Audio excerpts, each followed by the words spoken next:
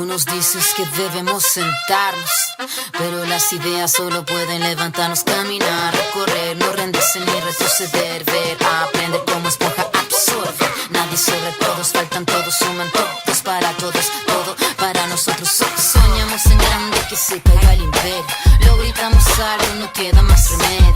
Esto no es utopía, es alegre rebeldía del baile de los que sobran de la danza tuya y mía. Levantarnos para llevar, ni África ni América Latina se suba. Con barro, con casco, con lápiz a patear el fiasco, provocar un social terremoto en escucharte.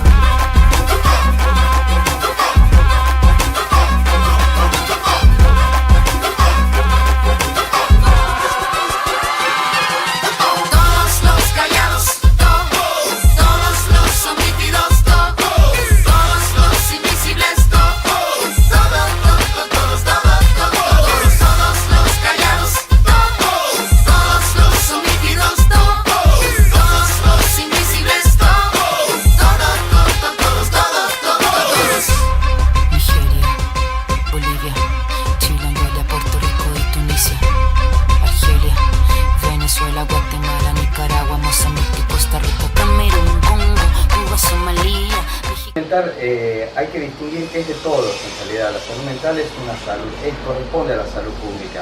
La salud mental tiene que ver con el bienestar de la población. La salud mental es el diseño arquitectónico de un barrio con espacios públicos, con espacios verdes. Eso contribuye a la salud mental. La salud mental no necesariamente se reduce a la patología, a la enfermedad, a decir la locura, ¿no? Que se emparenta mucho con estos rasgos ya muy exacerbados de una enfermedad patológica o mental o psiquiátrica. Bueno, al menos esa es la concepción que se ha logrado con la nueva ley derogada en el 2013 de la salud mental, incorporar distintas miradas de la salud, no de la enfermedad, ¿no? Tomar el foco como la salud como el bienestar de las personas en todas sus dimensiones. Entonces, cuando hablamos de salud mental, no necesariamente estamos hablando de una patología, sino estamos hablando de todo lo que nos pasa como ciudadanos. La inseguridad afecta a la salud mental, la reducción del espacio público, el estrés. Después tenemos los problemas también asociados a la salud mental, que no necesariamente son de corte orgánicos o biológicos o médicos. Por ejemplo, todas las sociopatías, digamos, las sociopatías son problemas asociados a una cultura o a un contexto o a una sociedad. Hoy en día nos alarma la intención desde Presidencia de la Nación de la modificación de esta ley y de la forma en que se quiere modificar. Es decir, esta ley ha sido producto de muchísima discusión parlamentaria, necesaria porque ha venido a revertir y a evolucionar un proceso que todos sabemos de la historia, lo que se hacía, cómo se trataba antes médicamente, desde la óptica biologicista, digamos, los padecimientos mentales, desde las lobotomías, los electroshocks, la manicomialización de las personas, la demonización de las enfermedades. Todo esto se ha visto que no han sido efectivos. El alcoholismo nunca ha sido, por dar un ejemplo, ¿no? Exitoso desde esta perspectiva. Entonces realmente nos llama la atención cómo producto de un debate integrador y de decir, bueno, vamos a ampliar el concepto, vamos a ampliar las prácticas, vamos a incluir diferentes disciplinas y vamos a incluir al sujeto dentro del contexto, porque las sociopatías son generadas precisamente por una sociedad, no necesariamente por una carga genética. Volver a instaurar la hegemonía médica. Nos llama la atención cómo por DNU se quiere modificar la ley de salud mental. DNU significa decreto de necesidad y urgencia, y yo me pregunto cuál es la urgencia. Las internaciones son lo más rentable que hay dentro de las medicinas y la farmacoterapia es lo más rentable dentro de lo que son los laboratorios. Que no se vuelve al recinto en todo caso, y si hay alguna inquietud, rediscutámosla, porque necesitamos cambiarla, borrar todo lo que se ha logrado, los avances, y sacarla de cuajo. En realidad, las modificaciones, hay dos ejes centrales que para mí hay más, pero bueno, tiene que ver con volver a instaurar la hegemonía médica. Es decir, la mirada médica va a ser la preponderante dentro de lo que se había logrado en las sociopatías, que eran los trabajos en equipo, donde intervenían acompañamientos terapéuticos, sociólogos, asistentes sociales, psicólogos, psiquiatras, médicos también, y las familias. Entonces, restaurar la hegemonía médica puede correr un riesgo serio en el tratamiento, digamos, de las problemáticas, en reducir, ¿no? Y a veces el síntoma no se castiga. Una persona que padece trastornos alimenticios, no podemos castigar lo que le está pasando. Y las medicaciones a veces surten ese efecto emocional, parecen como un castigo, parece que la culpa es solo mía. Y la internación, ni que hablar, las internaciones realmente replican en el sujeto una enajenación tremenda.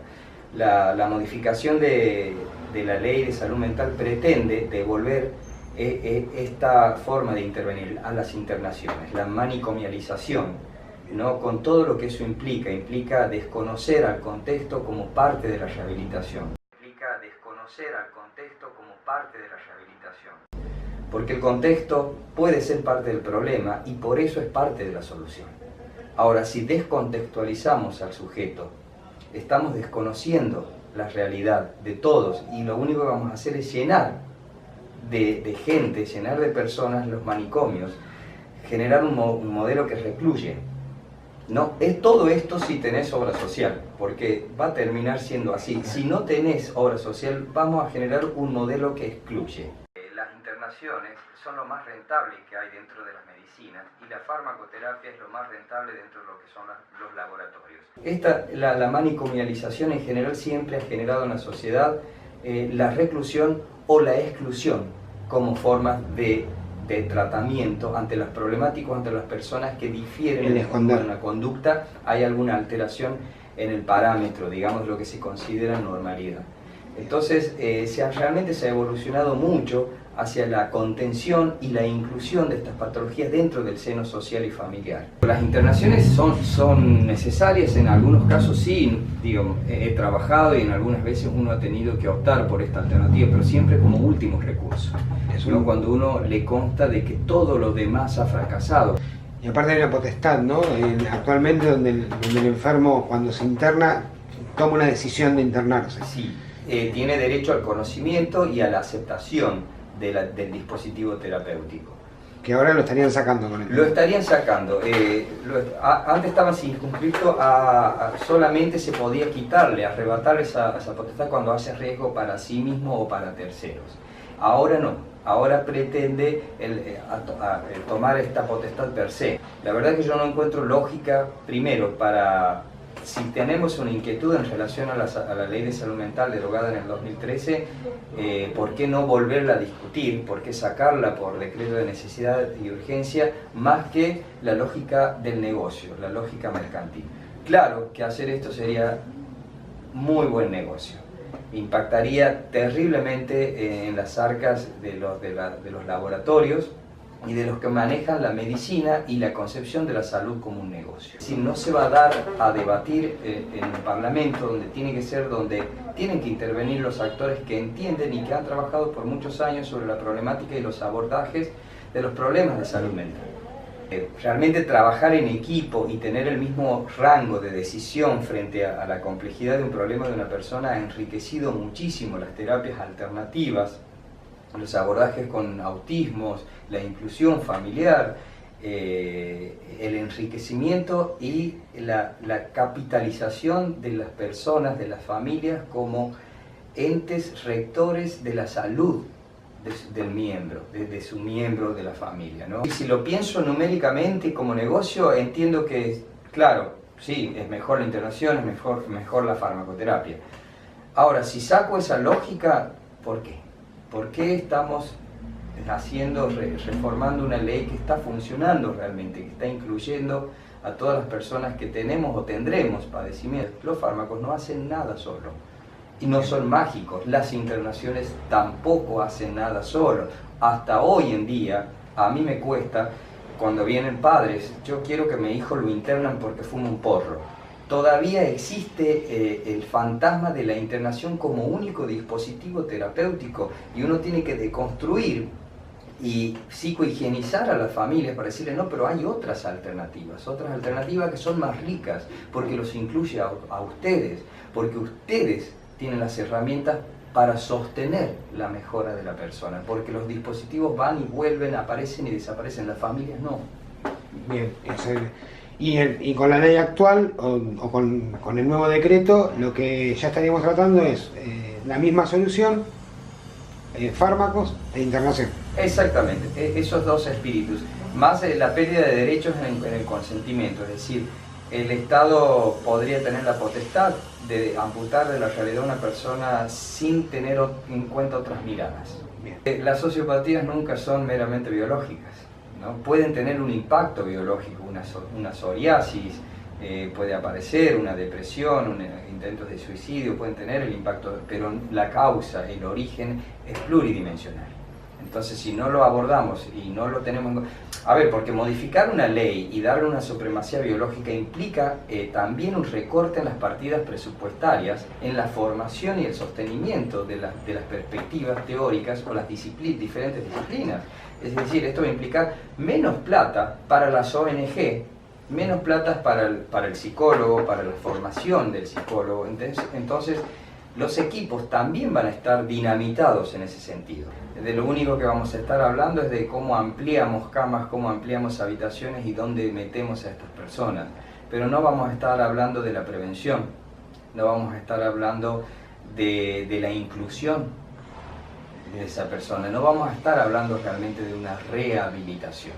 Es decir, vamos a estar hablando de una estigmatización del padecimiento, aún más, porque acá hay que rehabilitar, y no es solamente rehabilitar a la persona. Cuando hablamos de rehabilitación estamos hablando que se vuelva capaz, se vuelva hábil, porque ha habido un proceso de inhabilitación, bien, que es social, familiar en general, y todo esto hay que revisar. Y cuando se rehabilita, no se rehabilita solo el sujeto, se rehabilita el contexto donde se desenvuelve, porque a veces las familias también se han ido inhabilitando a esta persona en el logro emocional de ciertas cosas. Pasar de preguntarle a Juan y convivir con Juan para ver cómo podemos solucionar su problema, a decir, Juan está enfermo y nos deshacemos de Juan. No merece esta sociedad. Claro. ¿Cómo nos deshacemos? Lo separamos, lo metemos en un manicomio o lo drogamos legalmente. Lo planchamos químicamente. Claro, le cobramos un alquiler por esa droga. Carísimo. Un alquiler súper caro. Y lo dejamos sin ningún tipo de opinión de Juan. Y todo esto si tenés la suerte de tener obra social. Si no tenés obra social, vivirás bajo un puente. Esos son el paradigma que se va a imponer, la reclusión o la exclusión. La ley de salud mental en el 2013 propondría otro paradigma que es la inclusión. Con esta reforma vamos a caer en estos extremos que ya hemos sufrido de hace siglos como sociedad, la exclusión de los manicomios, la exclusión de los presos como si fueran algo que no tienen que ver con las dinámicas de la sociedad. Nigeria, Bolivia, Chile, Angola, Puerto Rico.